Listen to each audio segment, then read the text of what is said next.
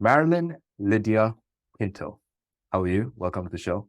I'm great, and I'm so happy to be here.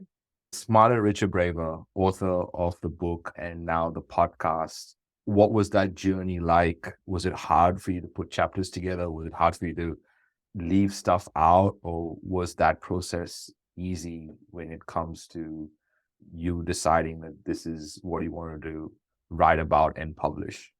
I think I wrote the book for myself just to get clarity around my thinking, just to really structure my thoughts, my strategy. And that's how it worked out. It was just a thinking exercise where I just put down my thoughts, my structure, the framework, everything that came up with it. I didn't think it was hard because I wasn't thinking about, oh my God, who's going to read it? I was just thinking, just put it down on paper and write that. The writing bit was easy. Yes, once it was published and talking about the book was like, oh my God, now people are gonna know everything I'm thinking about. So that bit was a bit harder, but luckily I didn't think about that. I have a tripwire to worry about things, and my tripwire is very close to when it actually happens. So that allows me to get a lot done in the time before. So in the time before, I just focused on just getting the work done. Actually, did it in the time that it was specified in. So within the 3 month period, published the book and everything. In essence, it was about just helping myself, I think, get a lot more clarity on my thoughts, my ideas, and how I wanted to take this forward. So let's talk about clarity. When you wrote the book, what came out of it? And now when you give someone your book or someone buys your book, like what are you hoping they get from reading that? I work with kids, right? I work with teaching financial education. I work with bringing this to the younger generation. When I say kids, I'm talking about even, people below the age of 25. But the book was not written for them. The book was written for parents, essentially. The book was targeted at parents because I thought this was such a big concern that youngsters don't typically think they need this. It's what I call an unconscious incompetence. They don't know that they don't know that they need it. And it's something that's really important to them, but they don't understand. And, there's a whole range of myths and misconceptions that they have about financial education. And I think in order to deal with this effectively, we first need to talk to the parents about it. We need to talk to the adults in the room so that they can take steps to avoid their kids going through the same money mishaps that most of us have. Telling them about the dangers that were lurking out there in case they let the kids go off without this kind of critical education. And that essentially is what I wanted to accomplish, to just get people to understand how important it is and also how easy it was to do it. It's not rocket science. And it's not like you need to enroll them for a 2 year or 3 year program. It's something that really can be done in the space of a few days. And I think most people have that misconception that, my goodness, I have to sign up for this huge, long program and spend a lot of money. And that's the myths I wanted to bust around the subject. I mean, I was going to ask you about the myths, but let's step back and you spoke about parents and kids. Is it hard for you to straddle that line when you're putting out content or you're publishing the book? Is it like one of the things that you constantly have to think about? How do you decide that you're going to write this and who it's actually for?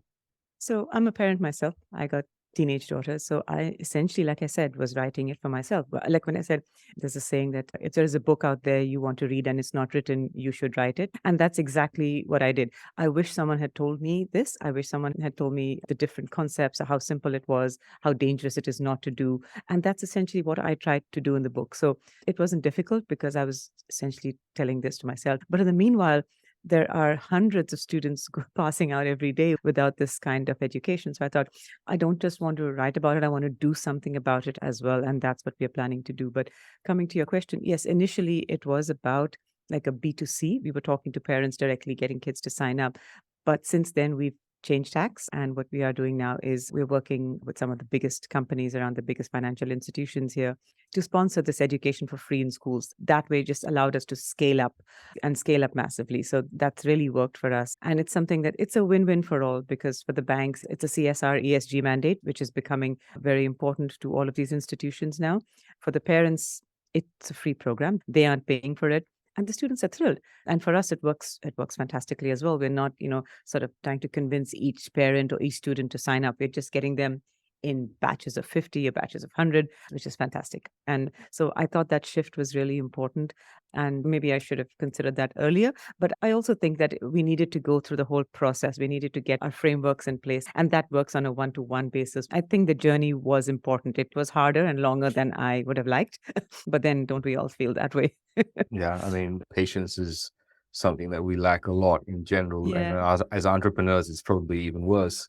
But when you're talking right now, one of the things that is really popping up for me is the different stakeholders that are involved that you're juggling or managing or Yes. trying to converse with and get on the same page. So there's the parents, there's the kids, there's the banks, there's the schools, and then there's you and your team that sort of have in the equation. Who do you focus on? How do you deal with that?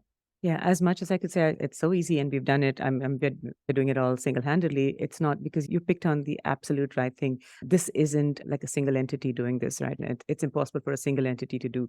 I believe that collaboration is a human superpower, and the more we can harness it, the bigger and better things we can accomplish. And that's exactly what we try to do with this initiative. So it's called FinEd United 2023.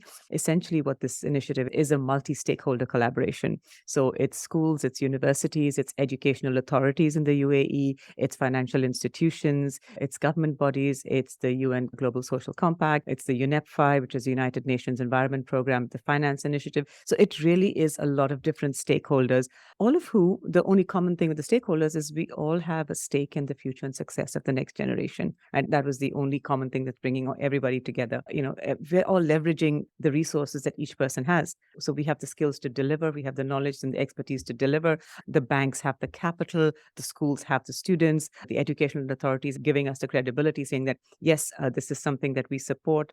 It's really worked well because like I said, individually, I don't think we would have been able to do any of this. And I'm very clear about it. As much as I'd like to take all the credit, it's purely because it is a multi-stakeholder collaboration that this is so successful. And I'm hoping that we can scale it up even more. So yeah, I think you really hit the nail on the head when you said there are different aspects and different entities involved. Were you always an entrepreneur? Did you always feel like you were destined to create something that didn't exist? Because when you think about it now, everything you have right now didn't exist before. Or the book, the podcast, the programs, the sessions that you have, you're literally creating on the go. Was that always the case, or did you learn to be an entrepreneur? It's funny you ask that. I know most people, when they become entrepreneurs, it's like something they've always wanted to do. They've always like uncomfortable in big companies and stuff. No, I love being part of big company. I worked with AT&T. I worked with Coca-Cola. I love being part of a big team. And that's always, I don't think being an entrepreneur, it was not a journey I chose. But I think, like they say, necessity is the mother of invention. And I think becoming a parent sort of really opened my eyes to the injustices around. And I think financial literacy is a social justice issue. And that's the way we are coming at it. It's not just, oh, I'm giving you this particular skill. I really believe it is a social justice issue. So for me, it was more like, wow, this is something that I assumed would be taught to kids. And I think my eyes personally opened up in my mid 30s when I had kids, early 30s. And I thought, why did someone teach me this? Nobody takes any time out to come and talk to you about the financial side of things, which is really important because it impacts every single aspect of your life. From the person you marry to the whether you want to buy a house, a car, retirement, starting a business. I mean, there isn't a single aspect of our lives that's not impacted by money. And yet, it's the one thing that we are left to figure out on our own. I didn't think that was a great way to go about it. So that's when I started doing this. I didn't intend to start a business. That's not what I intended. I didn't intend to fill a gap in the market. Again, not what I wanted to do. I was just trying to fill the gap in my kids' like understanding of money. I actually went searching for a program that I could enroll them in. But everything I found seemed very superficial and very like, you have three jars, you save, spend, invest, or it's like, that's so basic. I mean, I'm sure there's a lot more to money than just those three aspects. And I'm like, all right, how hard can this be? So I got certified. I'm like, I learned about what there's to do. And I sat down to teach them, thinking that this is going to be so easy and we're going to be done. But kids don't listen to their parents. But I stopped taking it personally. Like I realized that we don't listen to our parents. It's called the proximity bias. We are too close to them for them to see the value that we can add. But yet, when I put them through the program with the members of my team, they would come back saying, wow, you know what we learned today? Like, I don't know why nobody ever told us this. This is amazing. And I was like, hang on a second. You had no reaction when I told you the same thing. But again, like I said, this is something that's important. And I think kids like to learn from unbiased professionals. They also like to learn in the company of their peers. There's this whole social learning network that gets activated, and it makes it so much more important. And then that's what I started doing. I really broke down the framework. And I always said, I'm going to do this because I really wasn't convinced that I was the only one doing them. Like, this can't be. Maybe I'm just not finding the right people.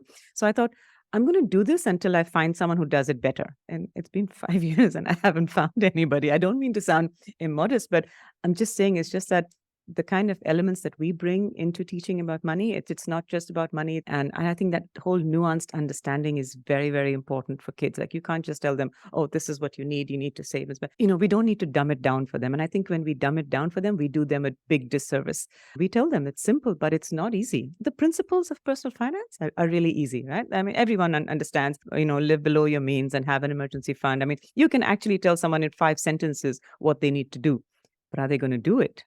Now, that's a Yeah. whole other question. It's not immodest at all. I mean, thinking 5 years on, 8,500 students and lives impacted in one way or the other is a huge achievement.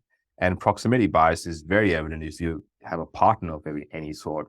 They tell you something and you hear it from someone else. It's very different. It happens all the time. Now, you started a podcast, I'd say about a couple of months ago. What made you get there? I mean, you've been delivering all these incredible sessions to students.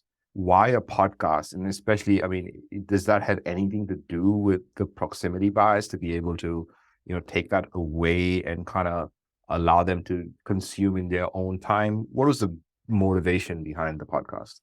So the podcast was a very, I think it was a very selfish decision to start it because, so two things. One, it's not just money. It's not just that we don't talk to our kids about money. It's not just our kids. That's not the only skill or the only thing that we are not talking to our kids about. There are so many different aspects of life that it's difficult to talk to our kids, either because we don't know, right? Or, like I said, it's a proximity bias. They're not going to listen to us. And like I said, I've got 2 kids of my own. As you can see, it all centers around me thinking what's best for them. And I'm like, I need them to know certain things, but I also know that me talking to them is not going to be the best. So what I thought, I'm like, what if I get the world's best experts to talk to them, right? To tell them, like, this is it. And it could be about different topics. We talked about the importance of public speaking and how that can actually change everything about the way your career progresses. We talked about the importance of sleep. And, that's the one thing I can tell you 95% of youngsters don't get enough of. And they think it's fine. They think, that's great. This is just a part of life. And I spoke to, so we had him on the podcast, Dr. Shane Criado. He is one of the leading, like, he's called the sleep doctor. And he spoke about the impact that it has on your brain and on your life and on your learning. Now, again, if I spoke to my kids like that, they'd be like, oh, mommy, just telling us to go to sleep. Right? But if you get a world-renowned expert coming and telling you, like, scientifically telling you, look, if you do this, this is what happens and this is what doesn't happen. And for so many different things, we got Max Stossel from, he talks about the evils of social media. Can you just imagine us talking to our kids about social? They're just going to switch off. They're not going to listen because they've heard it 100 times before and they think we're paranoid. But you get somebody outside and he's a youngster and he talks to them about how he was an insider. He was a tech insider. And he's like, I know how these things work and I know how insidious they are. And the fact that you don't think they're insidious is testament to how good they are at their job. So again, listening. And these were the different topics that I thought was so important. And yes, I started it for my daughter I made it mandatory listening for her. I'm like, I don't care what else you do. It's a 20-minute podcast. Like, once a week, you're going to do this. And, because I made it. And in fact, to all of my students, and whenever I teach them, I make it mandatory listening. I'm like, listen, because they know me enough by now. And I tell them, this is not about entertaining you, right? This podcast is not about what you want to hear. And I'd say that very often in the podcast. This podcast is not about what you want to hear. It's about what you need to hear and what you're not being told. And I think that they understand that. And now they trust me enough to realize that, okay, this is great value. And I ask all of the questions on the podcast are from a point of view of the youngsters, only what's relevant to them and how they can use that to make a difference. That's why I started it. I thought it was just my way of solving maybe just a tiny way of solving a bigger problem. Well, ladies and gentlemen, when you're listening, kfi.global is the website to go find out all the cool stuff that Madeline's up to, including the podcast. If you have kids or you're interested in these topics, it's really important that you go and listen to this. You mentioned that your podcast, when you think about the podcast, you're focusing on the youngsters. How does that benefit the business? Does it benefit the business at all? Or is it not something that you want to consider? So I didn't start the podcast as a business decision. I don't think that, in my view, that was a business decision. And if you're asking me a straightforward ROI on the business, I wouldn't be able to give it to you because, but for me, it helps build credibility. It helps extend my offering. It helps increase the number of touch points I have with the students. So yes, I teach the students for the program over a couple of days. But then they're like, okay, what's next? And the kids, once they like the way that you teach or they like your ethos and your vision around a particular topic, they want more of that. And I think it's a waste to just let it go at financial education and stop it. There's so much more that we can help them with. So in terms of a straight off dollar ROI, I couldn't give that to you. I didn't that wasn't the reason why we started it, but it was just to extend our offering, to get more touch points with the students, like I said, and just give them real value. We've always been about delivering value. And again, like I said, selfishly, I did it for my daughters. I want them to hear all of these experts giving them advice. And I always end the podcast with, what message do you have for the youngsters? And these are, New York Times best-selling authors. They're heads of their particular industry. These are people giving, talking directly to the students, giving them life advice that they wish they had had earlier. I think if nothing else, those are gems of wisdom and that we can learn so much from. And I think that's a favorite part of the podcast that I do. And I ask them to speak directly to the students and give them a message, because the all of the guests just go like, okay, there's so much we want to say. How do we say this, right? And it's such a heartfelt message, and it's so profound and it's so impactful that I just think that's amazing. And the fact that I can bring this to the kids is for me just fantastic. Yeah. Yeah, I really enjoy your enthusiasm about when it comes to the kids or youngsters, as you call it. What are the podcast episodes that stand out for you when you look back at your short journey as a podcaster? What recordings stand out for you? Like I always tell people, this was new for me. It is not something that I was rushing. I was so excited to do, like, oh yeah, I want to start a podcast. I think I mentioned to you, I've always had a stutter. Speaking for me was a problem. So for me, just to think that, wow, you're doing your podcast is just something it was hard to reconcile with. But aside from that, I always tell people, don't focus on my amateur podcasting skills. Focus on the guests that I get and the value that they have to give, because that is something that is so, so important. And I think the way I've gone about it is like, okay, forget about me or what my podcasting skills are, or how I sound, or whatever. I just want to get the most value that I can from these people who are giving up their time and their insights, and their valuable advice. So I just want to showcase that, just in the best way possible. So yeah, it's progression. Like the more you do something, you get better at it. And my first ones are, I sound a bit stilted. I realize that it's starting to flow a lot better now. And I feel really bad because I got really great guests who are the first ones, like William Deresevich. These are all my favorite authors and people that I think are, I got their books by my bedside. Those are the people that I actually went to first. And again, we end the podcast by saying, we're not asking you to do, we're just telling you to think about this, right? This is something you need to just know that and be aware that this is how you're manipulated. It just automatically, it works in your subconscious. We work with, famous graduate recruiters as well, because the one concern that most youngsters have is, how do I get a job, right? The articles, they're just not prepared because they're socially inept as much as they're socially online when it comes to face to face, me doing interviews. So we got this person Sophie Milken, who's amazing at graduate recruitment.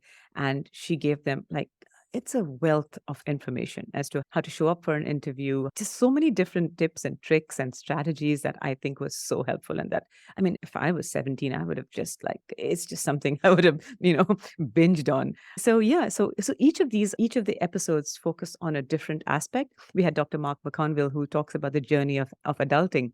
And that for me was such an eye opener. Like, he's like, according to research, even though legally you're an adult at 18, right? That's where like, oh, 18, you're an adult. You only begin to feel like an adult at the age of 26. That sounds kind of right. And he talks about the different steps of adulting and how and the journey and how it's difficult and what can you do to make it easier.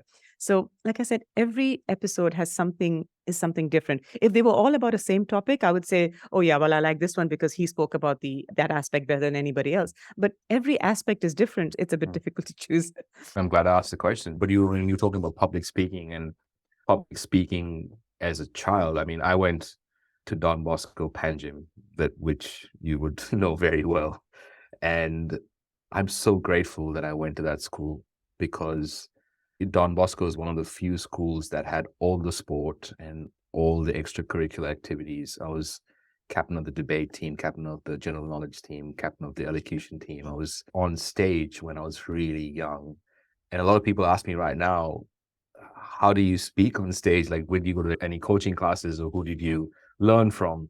And for the longest time, I had no answer until I realized that I've been doing this pretty much my whole life. And being being exposed to that has been such a gift. And you only realize that now. I only realize that now. So that public speaking thing really hits home for me in terms of what a lot of my peers want to do right now is public speak, but it's such a huge jump for them. It's such a big obstacle for them to overcome because they haven't had the practice. And I keep wondering why it comes so easily to me. And then I realize, wait, it's because I went to this school, because I wanted to be out of the classroom.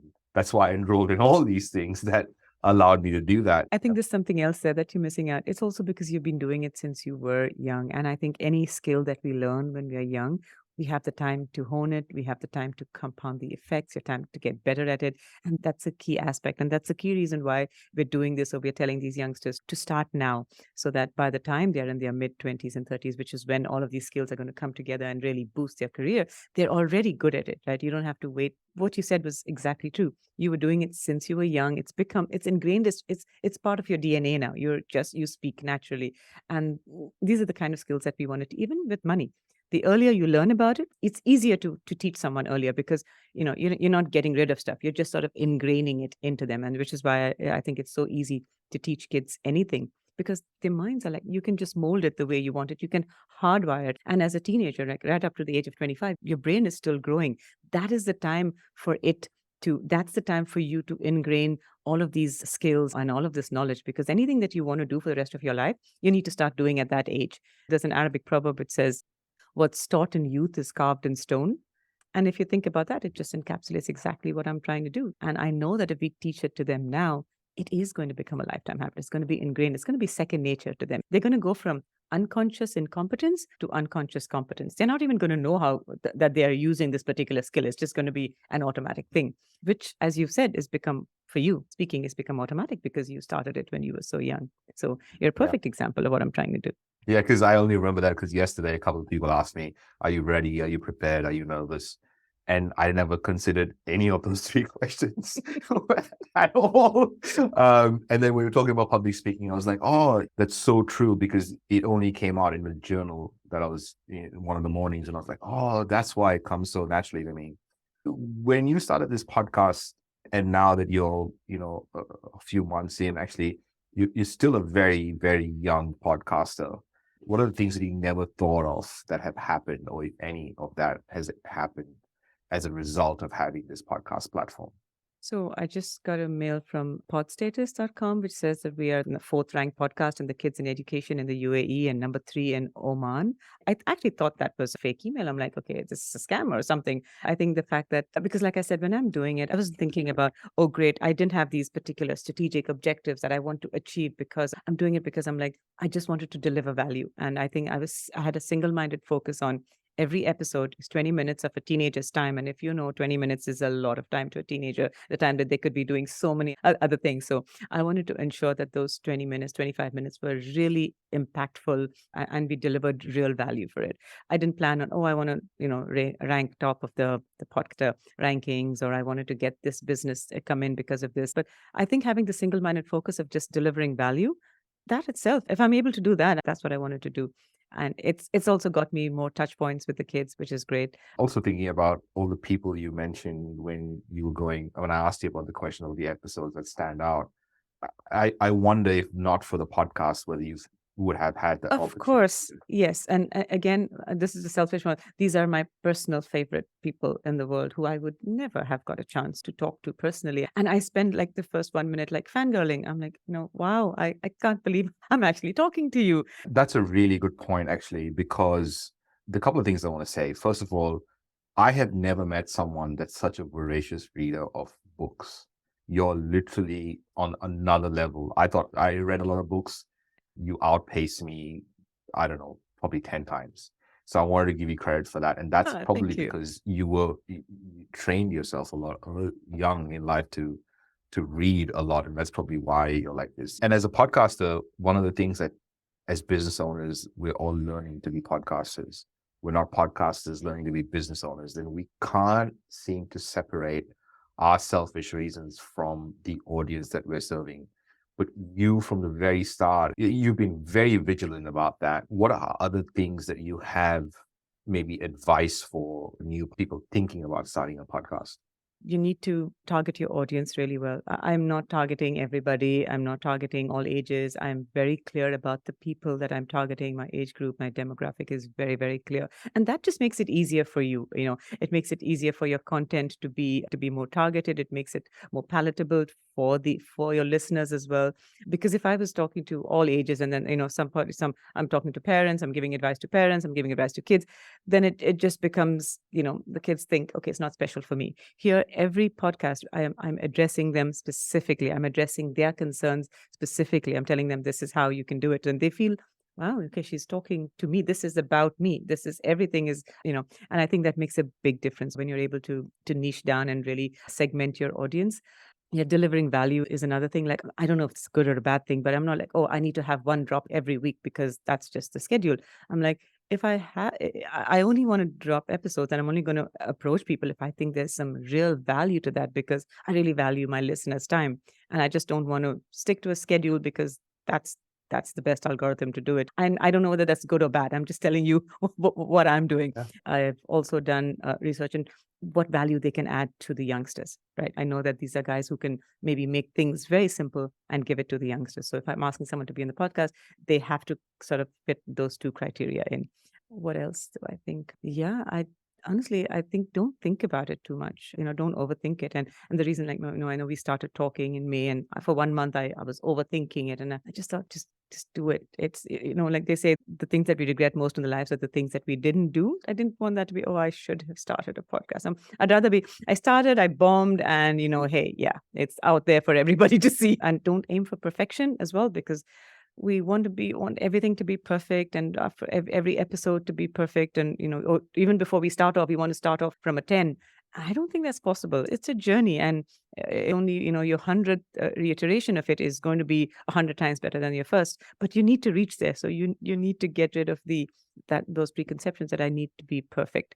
And it was a tough one, especially when anybody can listen to you, or anybody can read your book, or when your work is directly being evaluated by the public. It's a scary position to be in. But again, I think if you just think, this is not about the public, this is about the kids that I'm delivering value to. And if they find value in it, it doesn't matter if I'm stuttering or I'm forgetting, it's fine. They're getting the essence of it. And that's something that I've learned, that, just don't overthink it. And here's another thing I want to say. I've done a lot of these interviews, and every 25 interviews, if I go back and listen, I still feel like I've learned so much in the 25. Like, it's very different. I've gotten better. It used to be every 10 episodes, but now it's gone every 25 episodes, but it's a stark difference. And if I go and listen to my first episode, it's horrible compared to what it is now. So it's always the case, and it always happens. So I want to land this plane. When you're thinking about the impact you're making right now, does it dawn on you on the kind of impact you're making? And if it does, what kind of impact would you like? So, like I said, I'm not looking at this as as a skill I'm giving kids. I'm looking at this as a social justice issue. I think teaching people to manage their money better is going to help them economically, progress, is going to help society become a lot more stable. It's just, there are so many aspects to it. This is not a problem that's going to be solved in my lifetime. I'm very clear about that. And that's how I know that this is a really big vision. I'm glad to be doing my small part in bringing these people together. And like I said, it's not me. I mean, I just really wish it was like, oh yeah, this one company is doing such a great job. This is a collaborative effort, and I'm very, very keen about it. And I've always told my partners, it's the collaborative effort that's getting this impact. But I think linking it to social justice is important to me. I think it's not just, we need to bring up our youngsters to do not just what's right for them, but for humanity as a whole. And that's the only way I think we can progress as a species. And you see very little of that right now. I'm really hoping the younger generation is going to do so much better than we are, because we are really messing things up. And if we can teach them, if we can show them the way, that's just something that I think would be really important. And that's a great legacy to leave. Marilyn, thank you so much. This has been a really huge slice of heaven to have this conversation with you, especially when I think about the impact you're trying to make and how you've gone about doing it and being part of this journey. So thank you for the conversation, and thank you for doing the work, because a lot of us might have not even started considering how big the mission looks like or the vision looks like. Thank you.